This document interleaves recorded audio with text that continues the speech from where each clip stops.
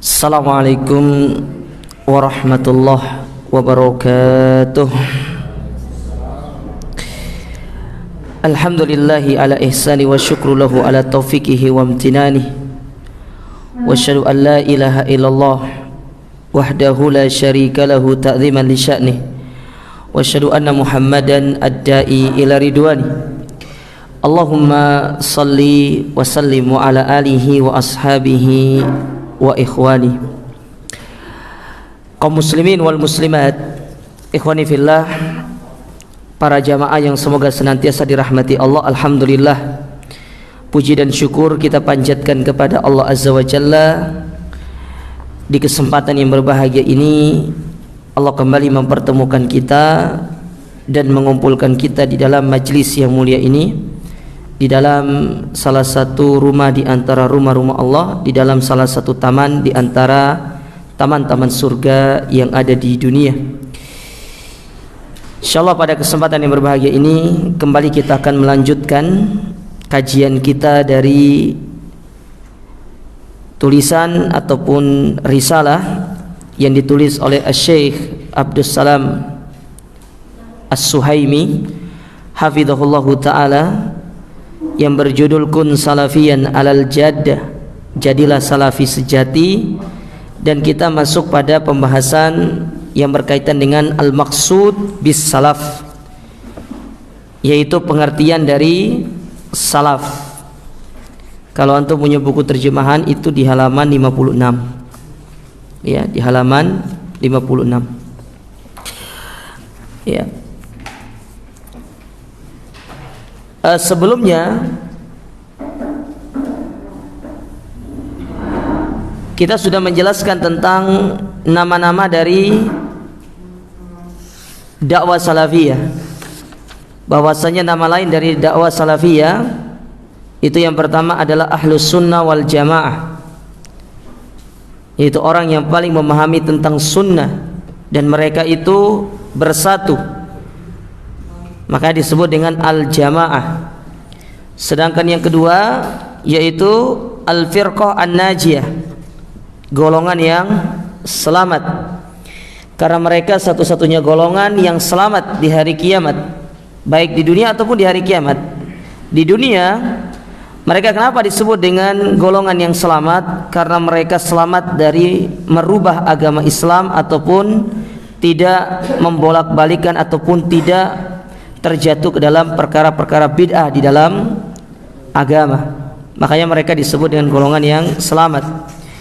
Sedangkan yang ketiga, mereka disebut dengan ahlul athar, ya, orang-orang yang berpegang teguh dengan athar. Athar itu sudah kita jelaskan, itu lebih umum daripada hadis. Kalau hadis ucapan Nabi SAW. Adapun athar, yaitu bisa ucapan Nabi, bisa dari ucapan para salaf, artinya para sahabat ataupun para ulama kita, itu namanya athar. Jadi tidak dikhususkan kepada ucapan Nabi. Tapi kalau hadis khusus kepada ucapan Nabi SAW. Adapun yang berikutnya yaitu mereka disebut dengan ahlul hadis, yaitu orang-orang yang berpegang teguh dengan hadis Nabi SAW, terutama hadis yang sahih. Kemudian berikutnya at-taifah al-mansurah, yaitu golongan yang senantiasa ditolong. Kemudian berikutnya as-salafiyah, ya, dakwah salaf. Kalau orang yang menisbatkan kepada dakwah salaf disebut dengan salafi. Dan yang terakhir kita sebutkan kemarin itu adalah al-ghuraba, yaitu mereka-mereka orang yang asing. Ya, jadi kata Nabi SAW, Islam itu asing di permulaannya dan akan kembali asing. Kalau dulu asingnya itu di tengah kaum musyrikin jahiliyah, tapi kalau di zaman sekarang asingnya itu di tengah kaum muslimin. Ketika banyak di antara kita yang mengamalkan tentang sunnah, menghidupkan tentang sunnah yang mulai ditinggalkan, banyak orang-orang yang menganggap sunnah yang dihidupkan itu adalah perkara baru dalam urusan agama. Padahal karena kejahilan kita, tidak mengerti tentang sunnah Nabi itu yang mana, akhirnya kita melihat orang yang menghidupkan sunnah itu seperti membawa ajaran baru. Padahal yang dibawa itu adalah ajaran Nabi, sunnah Nabi yang mulai ditinggalkan. Dan itu banyak kita dapati di tengah-tengah kehidupan kita. Banyak orang-orang yang masih belum mengerti tentang 100% sunnah dari Nabi SAW, baik dalam masalah akidah, ibadah, muamalah ataupun yang lainnya. Nah, sekarang kita masuk ke pembahasan berikutnya, yaitu al-maqsud bis salaf. Pengertian dari salaf. Apa isi salaf itu? Ya. Apakah seperti pengertian orang-orang di luar, salafi itu adalah sahabat lama Fir'aun katanya, ya, sahabat lama Fir'aun. Itu tuh orang ngomong kayak gitu tuh orang nggak punya hujah, jadi nggak tahu cara untuk membantah dakwah salaf itu. Akhirnya diberikan lakop-lakop yang aneh. Sahabat lama Fir'aun, salafi itu adalah salah pilih. Ya. Sekarang muncul lagi orang apa namanya, dai yang lucu lagi, pakai akal dong sayang.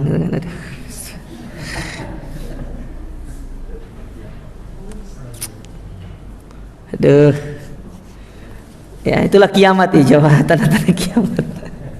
Jadi kita ini sedang hidup di, ya semoga Allah memberikan hidayah.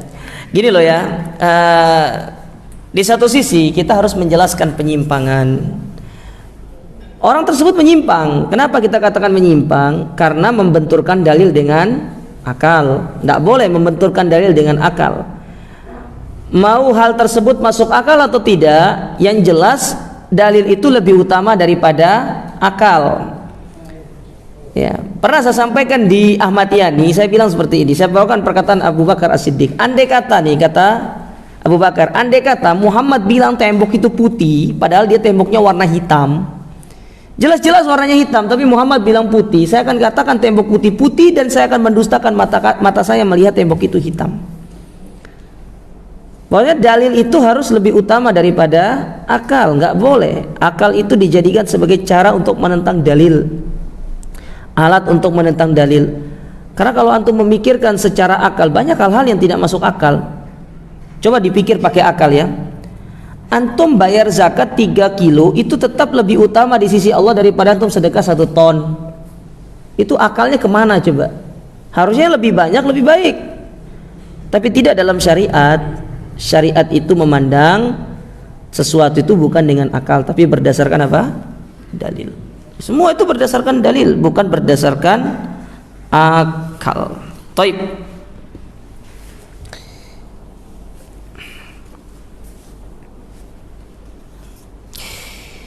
Nah, dikatakan di sini al-maqsudu bis salaf. Pengertian dari salaf. Taqaddama fi ma madha at-ta'rif al-lughawi bi makna salaf. Sungguh telah datang kepada kita beberapa pengertian secara bahasa tentang makna salaf. Ya. Wa ammal makna al-maqsud bis salaf fil istilah faqad ikhtulifa fi dzalika ala aqwalin iddatin. Adapun makna secara istilah ini yang diperselisihkan oleh para ulama. Taib. Saya ulangi dikit. Salaf secara bahasa itu artinya orang-orang terdahulu, itu namanya salaf secara bahasa. Ya, itu secara bahasa. Salaf itu adalah orang-orang terdahulu. Ini sifatnya umum jamaah. Ya. Mana maksudnya salaf itu adalah orang-orang terdahulu? Contoh ya, antum sebagai bapak itu salaf buat anak antum, karena antum datang lebih dulu daripada anak antum. Ada gambaran sampai di sini? Ya, saya ulangi lagi.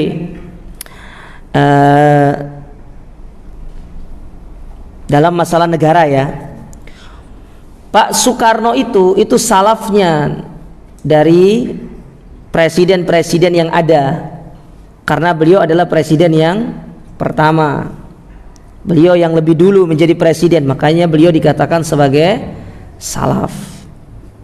Adapun yang datang belakangan lawannya itu disebut dengan kholaf.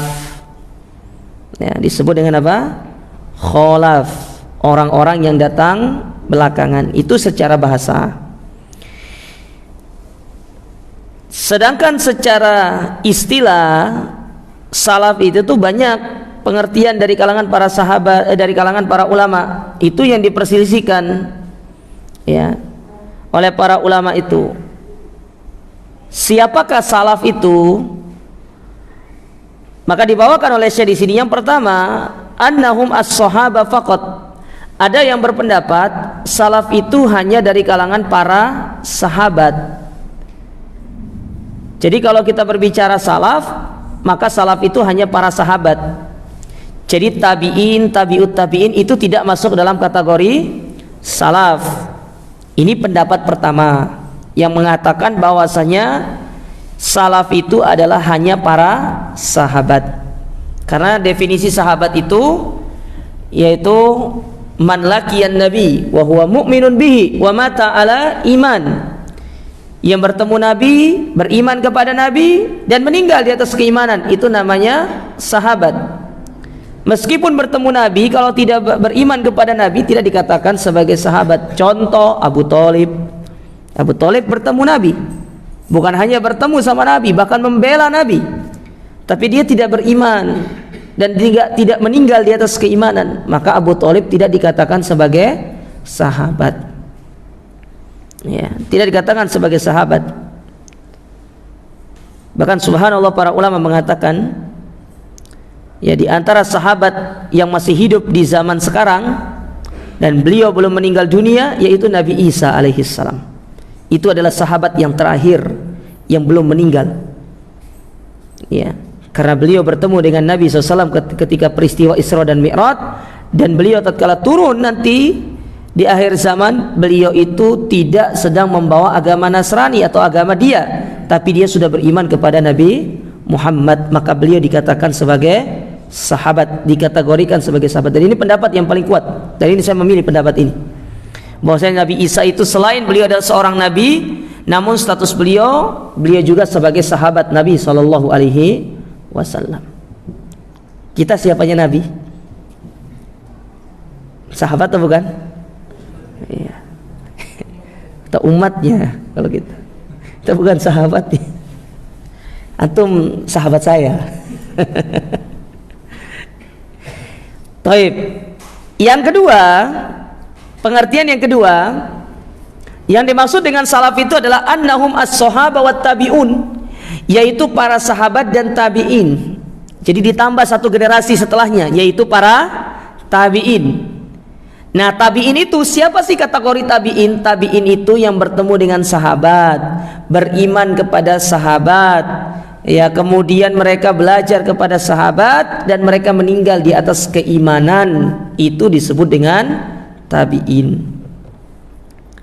Ya, itu disebut dengan tabi'in. Dan akidah mereka sama dengan akidahnya para sahabat. Mana contoh tabi'in? Misalkan seperti muridnya Ibnu Abbas, ada Mujahid, ada Qatadah, ya, banyak para tabi'in itu. Ya, coba antum beli buku yang berjudul Suwar min Hayati Tabi'in, yaitu gambaran dari kisah para tabi'in. Di situ dibawakan banyak sekali para tabi'in itu. Ya, dari zaman Said bin Musayyab, ya, Al Hasan Al Basri, itu diantara para tabi'in. Ya, kita harus mengenal siapa tabi'in itu, biar kita tahu nama-nama mereka. Ya, banyak perkataan-perkataan para tabi'in yang sering kita nukil, tapi kita tidak ngerti ternyata mereka itu adalah para tabi'in. Kita taunya ya mereka ulama saja gitu. Padahal dari status tingkatan, kalau dalam ilmu hadis itu ada namanya tobakot istilahnya ya. Tobakot kubro, tobakot sugro, ada namanya tobakot awal, tobakot tsani, banyak. Ya, mereka ini termasuk ibarat kata kalau dari para sahabat ya, untuk meriwayatkan hadis mereka itu ring satu namanya, karena mereka adalah orang yang hidupnya zamannya itu dekat dengan Nabi, karena mereka bertemu dengan sahabat. Ya, bertemu dengan sahabat. Ya, banyak tabi'in itu, coba antum cari bukunya, sudah diterjemahkan kok. Namanya Suwar min Hayatis Sahabat, tapi kalau bahasa bahasa terjemahannya kalau tidak salah itu teladan para tabi'in kalau nggak salah. Banyak terjemahnya. Coba antum cari yang pustaka Darul Haq. Ya. Karena kalau saya lihat pustaka Darul Haq itu yang secara penerjemahan bahasa yang bagus gitu loh. Bagus penerjemahan bahasanya. Itu pengertian yang kedua. Pengertian yang ketiga, annahum as-sahaba wat-tabi'un wa tabi'ut tabi'in. Yang dimaksud dengan salaf itu adalah para sahabat, tabi'in dan tabi'ut tabi'in. Ditambah lagi satu generasi, yaitu generasi yang ketiga setelah generasi tabi'in, yaitu mereka adalah muridnya tabi'in. Ya, antum harus familiar dengan istilah ini ya. Ya, harus familiar dengan istilah ini. Karena ini istilah yang kalau di dalam ilmu hadis dipecah lagi nanti. Istilahnya itu sampai bikin kita pusing lumayan karena harus ngafal. Ya, dalam ilmu hadis itu lebih ruwet, dipisah nanti, dipecah lagi pengertiannya. Tapi ini disebutkan secara global aja. Jadi generasi sahabat, tabi'in, tabi'ut tabi'in yang dikenal dengan istilah al-qurun al-mufaddalah, yaitu generasi-generasi yang mulia. 3 generasi mulia yang itu disebutkan di dalam sabda Nabi SAW, khairun nas qarni, sebaik-baik di manusia itu di zamanku. Berarti yang zamannya Nabi siapa? Sahabat. Summal ladina yalunahum, kemudian yang setelah mereka berarti siapa? Tabi'in. Summal ladina yalunahum, kemudian yang setelah mereka berarti tabi'ut tabi'in. Ya, makanya mereka itu dikatakan sebagai al-qurun al-mufaddalah, orang-orang yang hidup di zaman yang mulia. Ya. Hidup di zaman yang mulia karena mereka masuk ke dalam hadis Nabi SAW tadi. 3 generasi awal yang disebutkan oleh Nabi. Khairun nasi qarni, summal ladina yalunahum, summal ladina yalunahum. Kemudian yang setelahnya, kemudian yang setelahnya. Kalau kita generasi keberapa ini? Generasi keberapa kita? Kita hidup di abad ke-15. Berarti generasi ke-15 kita ini ya. Taib. Itu yang nomor 3. Adapun yang nomor 4, pengertian nomor 4 yang dibawakan oleh penulis di sini, annas salaf man kana qoblal khamsi mi'at, yaitu mereka-mereka yang hidup sebelum tahun ke-500 Hijriah. Jadi sebelum tahun ke-500 Hijriah itu mereka dikatakan siapa? Salaf. Ya. Berarti mereka-mereka yang hidup pada abad ke-5 sampai akhir. Karena kalau sudah masuk 501 berarti dia sudah masuk ke awal permulaan abad ke-6. Berarti mereka itu salaf adalah orang-orang yang hidup dari abad pertama sampai abad ke berapa? Ke-5. Dan di sini banyak para sahabat, ada tabi'in juga, tabi'ut tabi'in, bahkan Al-Imam Malik itu adalah generasi abad ke-3 Hijriah. Ya. Generasi abad ke-3 Hijriah. Beliau itu lahir di abad kedua tapi meninggal di abad yang ketiga. Ya, jadi Imam Abu Hanifah dulu di abad yang kedua, akhir dari abad kedua, kemudian masuk ke dalam abad yang kedua, ketiga beliau itu, karena beliau meninggal kalau nggak salah 204 Hijriah, betul? Betul atau tidak? Iya saja sudah. Nanti cari lagi lah. Ya. Nah, Imam Abu Hanifah, Imam Malik, Imam Syafi'i, baru Imam Ahmad. Karena Imam Syafi'i lahir, Abu Hanifah meninggal. Imam Syafi'i itu lahir, Abu Hanifah meninggal. Ya. Imam Syafi'i lahir itu kalau tidak salah 204 Hijriah. Makanya antum pikir ya, antum coba pakai logika. Nah, di sini kita pakai logika. Gimana ceritanya ada orang yang mengatakan bahwasanya akidahnya Imam Syafi'i itu adalah Maturidiyah, sementara Maturidiyah itu hidup pada abad yang keempat kalau nggak salah, 4 Hijriah. Gimana ceritanya Imam Syafi'i berakidah dengan orang yang belum lahir? Coba antum pakai akal coba. Kalau belum masuk akal coba nanti makan bakso pakai sambal, Pak. Mungkin lagi pusing itu. Kan itu yang sering diucapkan sama mereka. Al-Imam Asy-Syafi'i akidahnya Maturidiyah. Maka saya katakan, gimana ceritanya antum bisa berakidah Maturidiyah? Sekarang gini ya, saya mau ikut kajian, anggap saja ya, antum itu lahir tahun 60-an, Pak. Saya tahun 90-an. Saya sudah ikut kajian Ustadz Gema tahun 80-an. Saya itu lahir tahun 90. Gimana ceritanya antum ikut kajian saya tahun 80-an? Itu gimana ceritanya coba? Nah ini kan, ya kalau antum ngomong sama orang awam, oh masya Allah ya. Tapi kalau antum ngomong sama orang berilmu, orang yang ngerti sejarah, ya antum dianggap sebagai radio rusak, Pak. Loh iya, maksudnya nggak masuk akal gitu loh.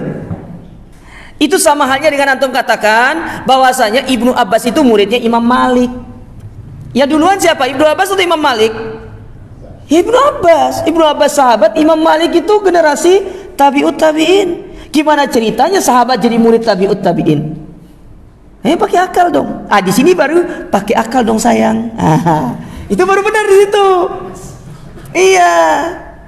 Baru benar untuk pakai akal di situ. Tapi kalau antum katakan tadi Imam Syafi'i akidahnya Maturidiyah, sementara Al-Imam Al-Maturidi itu lahir jauh setelah Imam Syafi'i lahir, bahkan hampir mau mendekati usia meninggal. Lah gimana ceritanya Imam Syafi'i berakidah dengan akidahnya Maturidiyah?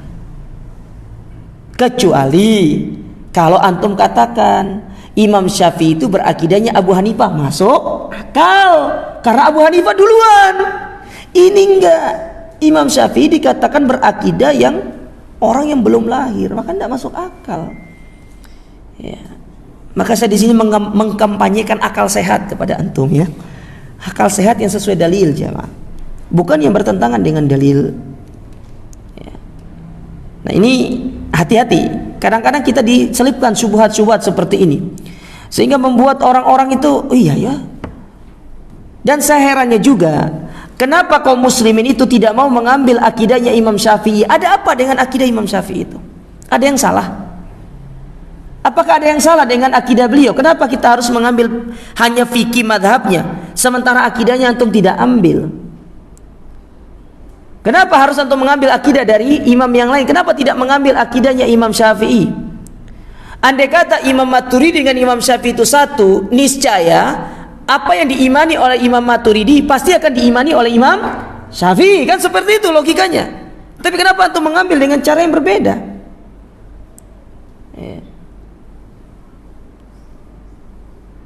Nah ini yang perlu dipakai akal itu. Kenapa? Padahal kalau antum baca buku-buku akidah Imam Syafi'i itu sama dengan akidahnya Imam Malik, sama dengan akidahnya Imam Abu Hanifah, sama dengan akidahnya para salaf. Mereka menetapkan Allah itu berada di atas. Ya, gara-gara Imam Syafi'i menetapkan Allah berada di atas, makanya mereka tidak mengikuti akidah Imam Syafi'i. Andai kata Imam Syafi'i mengatakan Allah di mana-mana, insya Allah diambil itu akidahnya Imam Syafi'i. Cuma masalahnya Imam Syafi'i menetapkan Allah itu di atas, akhirnya ditolak. Nah ini yang perlu dipahami jemaah sekalian. Ya, padahal kalau untuk baca akidahnya Syafi'i, ada buku di rumah itu tebal segini, akidah Imam Syafi'i. Bagaimana metode Imam Syafi'i di dalam menetapkan akidah, beliau bawakan dalam kitab beliau yang sangat tebal. Bahkan apa yang disampaikan oleh murid beliau itu apa yang didengar langsung dari Al-Imam Asy-Syafi'i, seperti yang disampaikan oleh Imam Al-Muzani. Al-Muzani itu murid Imam Syafi'i plek selama beliau itu berada di Mesir. Ya, makanya ada sebuah buku namanya Syarhus Sunnah lil Muzani, itu muridnya daripada Al-Imam Asy-Syafi'i. Dan apa yang disampaikan oleh Al-Imam Al-Muzani dalam kitabnya itu sama dengan apa yang disampaikan oleh Nabi SAW dan para sahabatnya. Artinya tidak ada penyimpangan, tidak ada perbedaan. Kalau memang benar-benar kita itu memiliki satu akidah. Ya. Tapi kita kembali ke sini. Jadi siapa mereka yang dikatakan salaf itu? Pendapat yang keempat mengatakan yaitu mereka-mereka yang hidup sebelum abad kelima atau sebelum tahun 500 Hijriah. Ya. Sebelum abad ke-6 atau sebelum tahun 500 Hijriah. Berarti mereka yang hidup dari tahun pertama tahun ke-100, tahun 200 sampai tahun yang ke-499 Hijriah, itulah mereka dikategorikan sebagai salaf. Karena yang setelahnya itu sudah tidak dikatakan sebagai salaf. Taib. Wa yas'amu ashabu hadzal qaul annahu madhhabun yuhaddad bi fatratin zamaniyatin muayyanatin la yata'addaha. Ya, kemudian kata Syekh di sini, kata Syekh Abdul Salam, beliau mengatakan, dan pemilik pendapat ini menganggap bahwa salaf adalah madhab yang dibatasi dengan batas waktu tertentu dan tidak melampauinya. Ya, namun dalam masalah ini kita lebih condong kepada pendapat jumhur. Jumhur itu mengatakan salaf itu adalah mereka-mereka yang berpegang teguh dengan apa yang diimani oleh Nabi dan para sahabat serta generasi-generasi terbaik dari umat ini, meskipun mereka itu hidup di abad ke-6, ke-7, ke-8, ke-9 Hijriah ataupun hidup di abad ke-11 Hijriah, nggak ada masalah. Mereka tetap dikatakan sebagai salaf. Karena yang dihitung itu adalah mengimani dan meyakini seperti apa yang diimani oleh Nabi dan para sahabatnya. Ya. Makanya dalam pengertian jumhur ini termasuk ulama-ulama yang hidup di abad ke-7 seperti Ibnu Taimiyah, kemudian Imam Ibnul Qayyim, Al-Imam Ibnu Katsir misalkan, ya, mereka itu disebut dengan para salaf. Ya, mereka disebut dengan para salaf. Ya, dan kalau kita pikir, coba lihat bagaimana para ulama-ulama yang hidup di abad ke-7, ke-8 Hijriah, luar biasa juga. Ya, lihat Ibnu Taimiyah. Bagaimana Ibnu Taimiyah rahimahullahu taala, beliau di waktu masih belia sekitar umur 15 tahun kalau tidak salah, beliau itu sudah bisa berdebat dengan seorang ateis dan menjadikan orang ateis itu kalah hujjah. Usia 15 tahun. Lah kita 15 tahun ngapain, Pak? Ya. Masih cari jangkrik di sawah. Ya. Kita masih ingat dulu di sawah, pergi ke sawah kan? Musim jangkrik itu, ambil senter cari jangkrik, krik bunyinya di sini, ternyata jangkriknya di sana. Ya. Itu sampai orang tua saya marah-marah cari saya, kamu kemana cari jangkrik? Ya, lumayan kan dijual 1.001 zaman dulu. Kalau sekarang jual jangkrik 10.000 itu 1 kilo, Pak. Lah itu Ibnu Taimiyah luar biasa keilmuannya. Ya. Apalagi kita berbicara dengan ulama-ulama yang hidup sebelum beliau, ulama abad ke-6, abad ke-5 itu banyak sekali. Al-Imam Al-Bukhari, bagaimana Imam Bukhari? Antum lihat kecerdasan dari Al-Imam Al-Bukhari luar biasa. Akidah Imam Al-Bukhari mengatakan Allah di atas. Lihat, anehnya kita nih kaum muslimin ini ya, giliran akidah Imam Bukhari nggak dipakai, tapi Sahih Bukhari dipakai. Padahal di dalam Sahih Bukhari itu semuanya Imam Bukhari itu menetapkan tentang akidah beliau di dalam Sahih Bukhari itu. Beliau memilih hadis-hadis yang sesuai dengan akidah beliau. Nah, aneh. Hadisnya dipakai tapi akidah Imam Bukhari tidak dipakai. Imam Bukhari mengatakan Allah itu di atas. Antum coba baca kitab yang berkaitan dengan akidah Imam Bukhari. Menetapkan Allah itu di atas. Ya. Namun karena kejahilan kita yang jarang belajar, akhirnya kita ini tidak ngerti tentang akidahnya para salaf. Lihat bagaimana kecerdasan Imam Bukhari. Antum sudah sering dengar bagaimana kisah Imam Bukhari. Dites oleh 10 orang, satu orang membawakan 10 hadis. 10 kali 10 berarti 100 hadis. Dibacakan hadis itu dengan sanad yang acak, matannya beda, sanadnya beda. Imam Bukhari nggak bisa jawab. Sampai hadis yang ke-100 tidak bisa jawab. Ya, mulai ragu orang-orang dengan keilmuan Imam Bukhari, katanya hafalannya kuat. Maka selesai 100 orang itu membacakan hadisnya, barulah 10 orang itu membacakan 100 hadis, barulah beliau membenarkan adapun riwayat perawinya yang ini sebenarnya matannya di situ, matan yang itu rawinya di sini, ini begini, dibenarkan 100 hadis itu sama beliau setelah diacak. Kita, Pak, baru diacak satu aja sanadnya itu sudah keblinger kita itu. Ya, pulang-pulang cari Panadol. Bayangkan Imam Bukhari 100 hadis diacak sanadnya sama beliau. Tapi dibenarkan. Para ulama luar biasa keilmuannya. Ya. Tapi katakan di sini, Summa innal fikral islami tatawwara ba'da dzalika ala yadi rijalihi. Ya, kemudian ya Islam itu mulai berkembang setelah banyaknya tokoh-tokoh, ya banyaknya ulama-ulama yang hidup setelah itu. Maka setiap zaman itu punya ulama. Bahkan sampai para ulama itu memiliki nama yang hampir sama, cuma belakangnya beda. Ada seperti namanya Ibnu Hajar Al-Haytami, ada namanya Ibnu Hajar Al-Asqalani. Beda belakangnya doang, tapi sama-sama Ibnu Hajar. Begitu pula ada ulama yang hampir mirip namanya dengan tokoh ahlul bid'ah, ya, yaitu ada namanya Ibnul Arabi, ada namanya Ibnu Arabi. Saya mau tanya dua antum itu, Ibnul Arabi sama Ibnu Arabi, mana yang ahlus sunnah, mana yang mu'tazilah? Ibnul Arabi atau Ibnu Arabi? PR bulan depan kita tanya. Ya. Ada namanya Ibnul Arabi, ada namanya Ibnu Arabi. Ada namanya Ibnul Jauzi, ada namanya Ibnu Jauziyah. Itu beda juga itu. Itu jangan salah loh ya. Ibnul Jauzi dengan Ibnul Jauziyah, Al-Jauziyah itu beda. Itu dua pengarang kitab yang beda. Jangan sampai salah. Nah, itu juga nggak tahu bedanya. PR bulan depan. Dua PR antum. Ibnu Arabi dengan Ibnul Arabi. Sedangkan satunya itu Ibnul Jauzi dengan Ibnu Jauzi. Nah, itu nanti tolong dicari, Pak. Ya saya tanya dulu pertama nanti Pak Tamirnya. Baik. Kemudian kata beliau, fahal at-tahdidu az-zamani kafir li tahdidi mafhumus salaf. Maka pertanyaannya di sini, apakah batasan waktu ini cukup untuk membatasi pengertian salaf? Idh qulna bi annal muradifa bis salaf zamaniyan hum ahlul quruni thalatha al-mufaddalah istinasan bil ahadits al-warida fi ta'yinil quruni al-mufaddalah.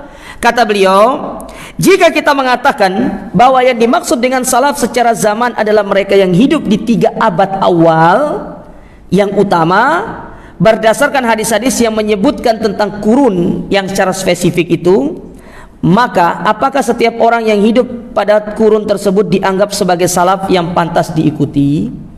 Karena tidak semua orang yang hidup di zaman itu semuanya orang baik. Ada yang menyimpang. Seperti contoh, di zaman Hasan al-Basri punya murid namanya siapa? Wasil bin Atha. Dari Wasil bin Atha itulah muncul kelompok yang dinamakan dengan Mu'tazilah. Dia hidup di zaman Hasannya al-Basri. Hasan al-Basri itu salah seorang pembesar dari tabi'in. Apakah dia juga dikatakan salaf? Jawabannya tidak.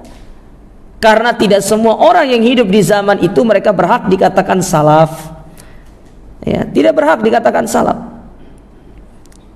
Contoh di zaman Nabi, ada Abu Thalib, ada Abu Jahal, Abu Lahab.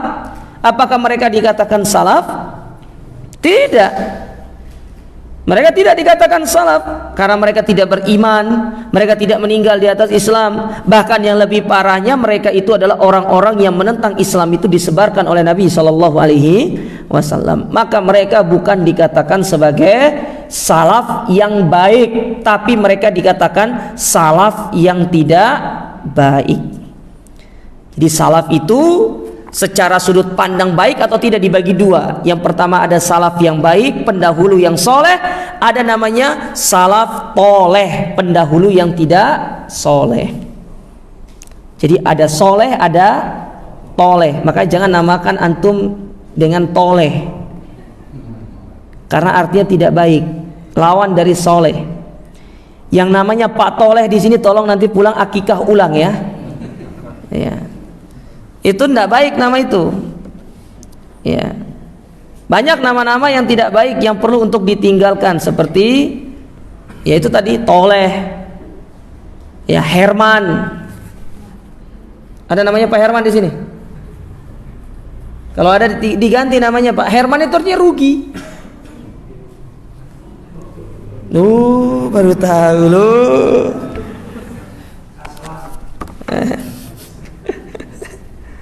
Ya. Herman itu artinya rugi. Itu diambil dari sebuah kaidah dalam agama kita. Man istajala syai'an qabla awanihi uqiba bihirmanihi. Orang yang tergesa-gesa ingin mendapatkan sesuatu belum saatnya, maka dia akan dihukumi dengan kerugian. Hirman itu artinya kerugian. Maka jangan namakan dengan Herman atau Toleh. Ya. Bukan Totole ya. Ibu-ibu hati-hati loh. Ya, bilang sama pedagang nanti, Pak, Bu, enggak boleh jual Totole ini enggak baik ini. Itu Totole, ini Toleh. Toleh, to ya alif lam ha kecil, Toleh. Ya. Jadi kata soleh itu sotnya diganti to. Soleh dengan toleh. Nah, itu yang artinya buruk, toleh itu. Ya. Nah, maka kata beliau, karena tidak semua orang yang hidup di zaman itu mereka adalah orang-orang yang baik, nggak semua. Kalau kita berdasarkan hadis tadi, fahal na'tabiru kullaman asya fi hadhil qurun salafan yu'tada bihi. Maka apakah setiap orang yang hidup di zaman itu dikatakan sebagai salaf yang harus diikuti? Jawabannya tidak. Contoh lagi, ya, siapa namanya? Dzulkhuwaisirah. Dia sebagai salaf, tapi bukan salaf yang baik. Dia sebagai salaf yang buruk, terkhusus bagi orang-orang Khawarij. Karena dari dia itulah Khawarij itu muncul. Karena Nabi pernah mengatakan akan muncul dari orang-orang ini, yaitu orang-orang yang akan keluar dari ketaatan kepada penguasa. Benar, Dzulkhuwaisirah itu adalah orang yang pertama kali melakukan pemberontakan, dan itu yang dilakukan kepada Nabi SAW dengan mengatakan i'dil anta ya Muhammad, keluar engkau wahai Muhammad. Karena ingat ya, pemberontakan itu bukan hanya pemberontakan yang keluar ke jalan kemudian ingin melengsarkan, tidak. Pemberontakan itu bisa dengan ucapan, bisa dengan pemikiran. Itu dikatakan pemberontakan namanya. Makanya ada istilah namanya Ghazwatul Fikr, perang pemikiran. Yang mana karena tidak bisa diserang melalui kekuatan, akhirnya kaum muslimin itu diserang melalui perang pemikiran. Didoktrin dengan pemikiran-pemikiran yang menyimpang, dengan akidah-akidah yang menyimpang. Belum lagi dari serangan orang-orang Harokiyin, ya, membawa syubhat-syubhat yang terpengaruh dengan pemikiran orang-orang barat. Seperti misalkan orang-orang Harokiyin itu diantara salaf mereka, kalau yang hidup di abad-abad sekarang itu seperti Said Qutb, misalkan Hasan al-Banna. Bayangkan Said Qutb itu punya buku namanya Dinamit. Dinamit nama bukunya. Ngeri nama bukunya itu. Seperti Sururi misalkan. Sururi, mereka memiliki salaf siapa? Muhammad ibn Surur, yang mana pemikiran mereka itu menyimpang, keluar dari Ahlus Sunnah. Mereka memiliki pemikiran yaitu pemerintah Saudi adalah pemerintah yang togut, karena dia tidak berhukum dengan hukum Islam 100%. Sehingga dia mengatakan negara Saudi itulah negara togut, bukan negara Islam. Cuma anehnya, dia mengatakan Saudi itu negara togut, tapi dia sendiri tidak tinggal di negara kaum muslimin. Dia justru tinggalnya di London. Kok aneh orang kan? Pertanyaan saya, mana yang lebih togut? Apakah orang Inggris atau negara Inggris atau negara Saudi? Ya. Nah, ini contoh pemikiran-pemikiran yang dipakai oleh orang-orang yang ingin merusak agama ini. Nah, itulah pentingnya kenapa kita harus belajar akidah yang lurus, biar kita tahu bahwasanya tidak semua mereka yang berlabelkan dai menyeru kepada Islam, ternyata mereka tidak menyeru 100% kepada Islam yang benar. Ada di antara mereka yang justru menyeru kepada untuk mengikuti pemikiran-pemikiran mereka. Oleh karenanya sebuah nasihat dari Mufaddal ibn Muhalhal, salah seorang ulama tabi'in, beliau pernah mengatakan, dan itu dinukil oleh Syekh Abdul Salam Barjis Alu Abdul Karim dalam kitab beliau Usul Dakwah Salafiyah. Kata Mufaddal ibn Muhalhal, inna sahibal bid'ati idza jalasta ilaihi yuhadditsuka bi bid'atihi hadzartahu pengikut bid'ah itu, kalau engkau duduk bersama mereka, ketika pertama kali kita duduk bersama mereka, lalu mereka menceritakan tentang syubhat penyimpangan mereka, kita akan lari dari mereka. Tapi yang mereka bawakan kepada kita, kami loh kajian itu pakai Sahih Bukhari, kajian itu pakai Kitabut Tauhid, kajian itu pakai ini, pakai ini, pakai ini. Apa sih tujuannya? Fi budui majlisihi, supaya kita itu semakin yakin mereka ini adalah dai salaf. Akhirnya mulai muncul dalam hati kita ya rasa simpati kepada mereka. Dikatakan oleh Syekh di sini,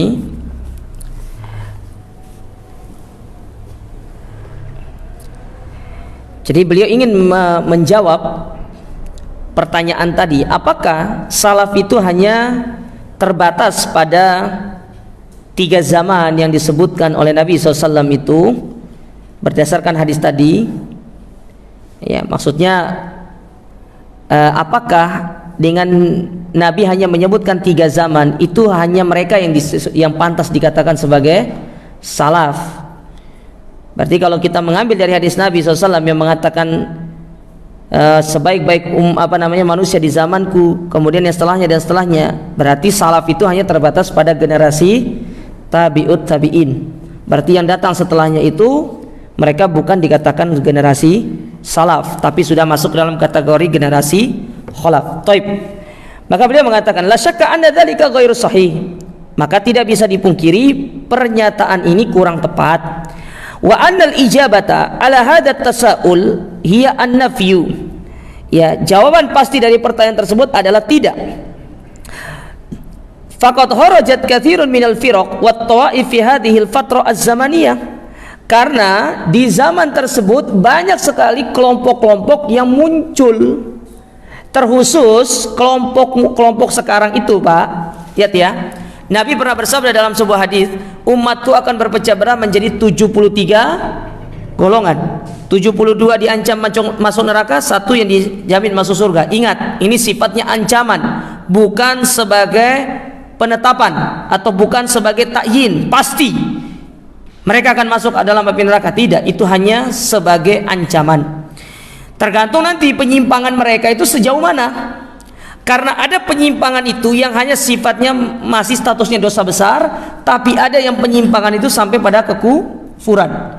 Kalau penyimpangannya sampai pada kekufuran, lalu mereka tidak bertobat, meninggal di atas penyimpangan itu yang bisa jadi menyebabkan mereka itu masuk ke dalam api neraka selama-lamanya. Oleh karenanya para ulama, di antaranya kata Syekh Abdul Razak, beliau menyebutkan di dalam kitab beliau, yaitu sebentar saya ingat dulu kitabnya, saya lupa, Al-Qawaidul Arba kalau tidak salah, ya Qawaidul Arba kalau tidak salah, saya lupa ingat ya, Qawaidul Arba. Beliau menyebutkan bahwasanya selamat dari api neraka itu dibagi 2. Yang pertama, selamat secara duhul. Duhul itu artinya masuk tapi dia berpotensi untuk keluar, itu namanya duhul. Jadi masuk neraka tapi tidak selama-lamanya, dia akan keluar lagi sampai masa diazabnya selesai. Tapi ada yang kedua namanya khulud. Duhul, jadi yang kedua ada namanya khulud. Khulud itu artinya kekal, tidak akan keluar selama-lamanya. Itulah yang akan dirasakan oleh orang-orang kafir, oleh orang-orang musyrikin, yang mereka itu meninggal di atas kekufuran dan kesyirikan yang tidak mereka bertobat kepada Allah Subhanahu wa taala. Taib. Kita kembali ke penyimpangan tadi. Nah, Nabi menyebutkan di zaman beliau itu sudah mengeluarkan hadis umat Islam terbagi menjadi 73 golongan. 72 diancam neraka, 1 dijamin surga. Dari 73 itu, Pak, itu muncul dari 4 kelompok besar. Jadi cikal bakalnya itu 4. Dari 4 ini kemudian beranak pinak. Yang pertama Syiah Rafidhah. Itu yang pertama. Ya. Yang kedua Khawarij. Ya. Yang ketiga Qadariyah. Qadariyah itu muncul di zaman Abdullah ibnu Umar.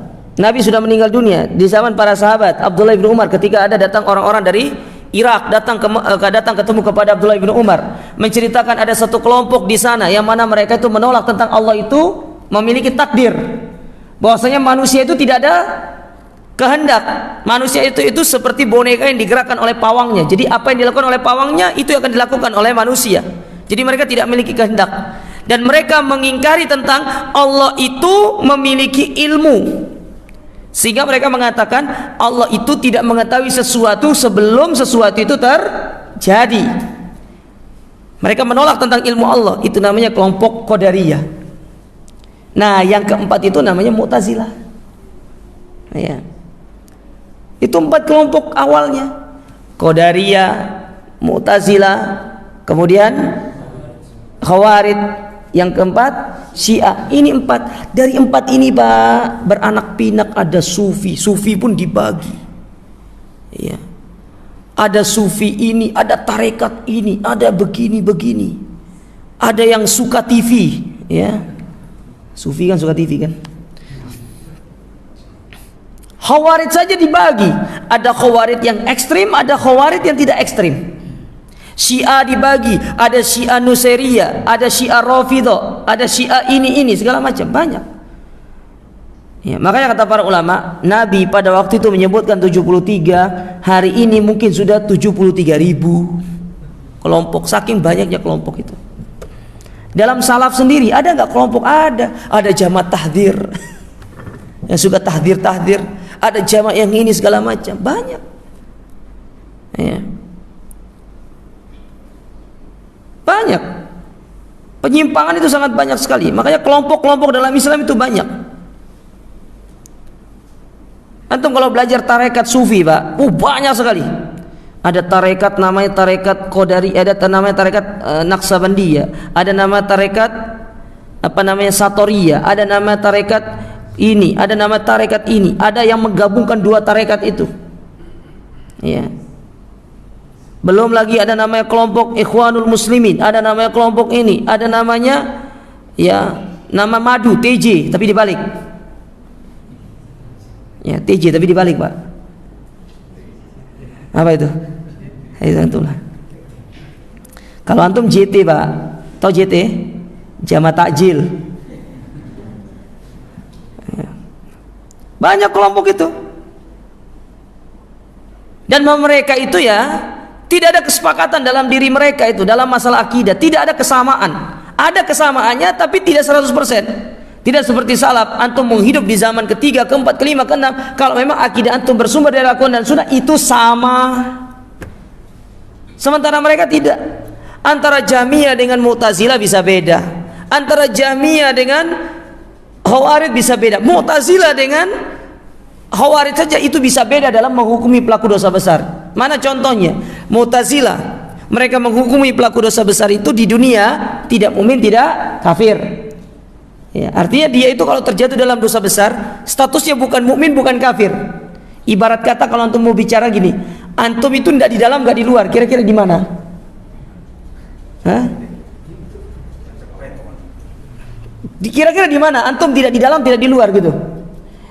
Tidak di atas, tidak di bawah. Ya. Tidak di kiri, tidak di kanan. Terus antum di mana? Di tengah-tengah. Ya. Nggak ada istilah tengah-tengah mereka.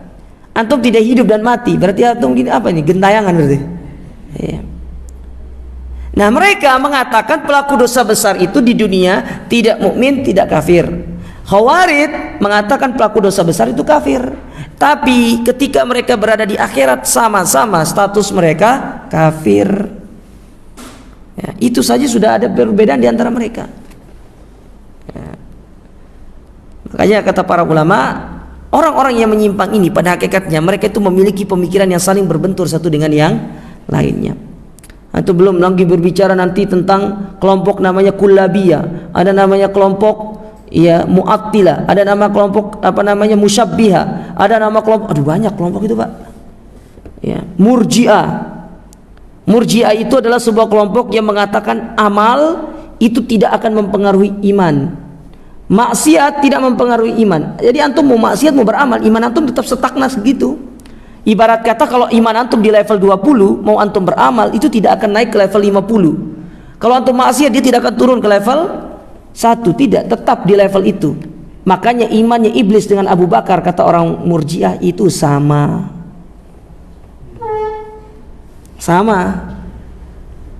Kata dia begitu. Tapi kita katakan Ahlus Sunnah memiliki konsep bahwasanya iman itu bisa naik, bisa turun.